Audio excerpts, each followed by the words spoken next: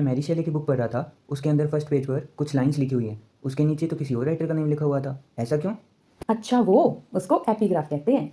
सो hi everyone, मेरे छोटे भाई के साथ साथ आप सबको भी क्लियर कर देते हैं एपीग्राफ क्या होता है।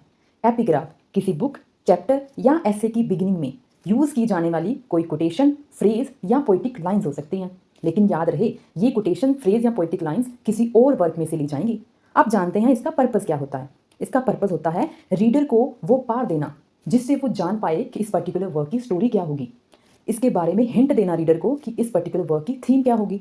तो एग्जाम्पल में देखें अगर हम, तो मैरी शैले का फ्रैंकेनस्टीन, जो कि one and only Gothic novel था, जिसको साइंस फिक्शन नोवेल भी बोलते हैं, उसमें पैराडाइज लोस्ट में से, जो कि जॉन मिल्टन की बुक थी, एपिक पोएम थी, उसमें से कुछ लाइंस को मैरी शैले ने यूज़ किया है अपने वर्क फ्रैंकेनस्टीन में। आइए देखते हैं वो लाइंस कौन सी हैं। Did I request thee maker from my clay to mould me man, did I solicit thee from darkness to promote me. तो बेसिकली इन लाइंस के अंदर एडम है जो वो गॉड को बोल रहा है। जब एडम को पैराडाइज लोस्ट में से निकाला जा रहा होता है, तब एडम अपना एंगर, अपनी फ्रस्ट्रेशन को शो कर रहा है ये बोलकर कि क्या मैंने रिक्वेस्ट करी थी आपको कि आप मुझे बनाओ, क्या मैंने आपको रिक्वेस्ट करी थी कि आप मुझे डार्कनेस में से निकालो और यहाँ लाकर प्रमोट करो और हेवन में रखो अपने साथ।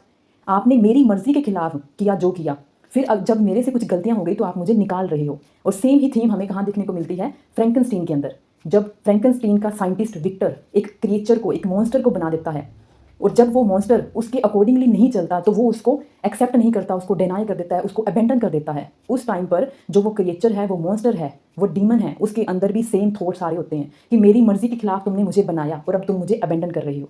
तो अब दोनों स्टोरीज के अंदर देखो लिंक हो गया। हमें ये एपिग्राफ को पढ़कर पता लग रहा है कि इसकी थीम क्या होगी या उसके साथ रिलेट कर पा रहे हैं। तो यही होता है एपिग्राफ। Thank you.